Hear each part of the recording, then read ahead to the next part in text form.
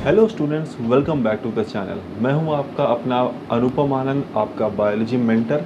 और जैसा कि हम जानते हैं, कल नीट 2020 का रिज़ल्ट आ चुका है और बहुत ही अच्छा रिज़ल्ट हुआ है। 720 आउट ऑफ 720 मार्क्स भी स्टूडेंट्स लेके आए हैं। तो ये एक बहुत बड़ी बात है, क्योंकि आज तक ऐसा कभी नहीं हुआ था कि 720 आउट ऑफ 720 मार्क्स आए होंगे। ये पहली बार हो रहा है।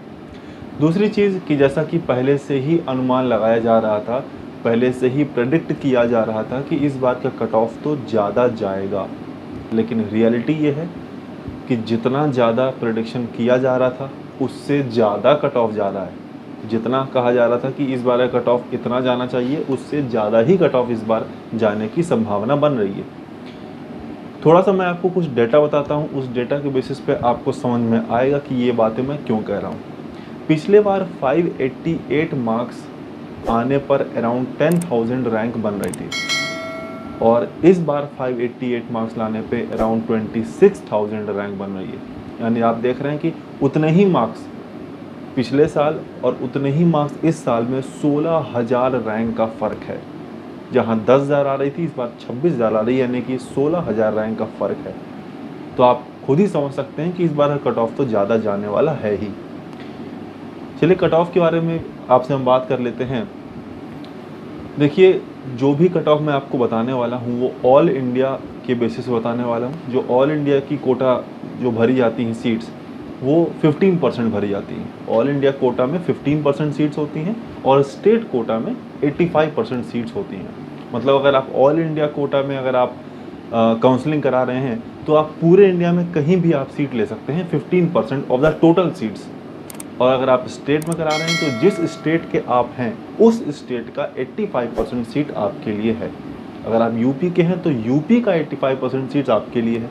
अगर आप एमपी के हैं तो आप एमपी का फिर 85% सीट पे काउंसलिंग करा सकते हैं। बस ध्यान रखना होगा कि जो भी स्टेट के आप हैं, जिस भी स्टेट के आप हैं, आप 85% सीट सिर्फ उसी स्टेट का क्लेम कर सकते हैं। अगर आप यूपी के हैं तो आप एमपी के 85% सीट पे काउंसलिंग नहीं करा सकते हैं।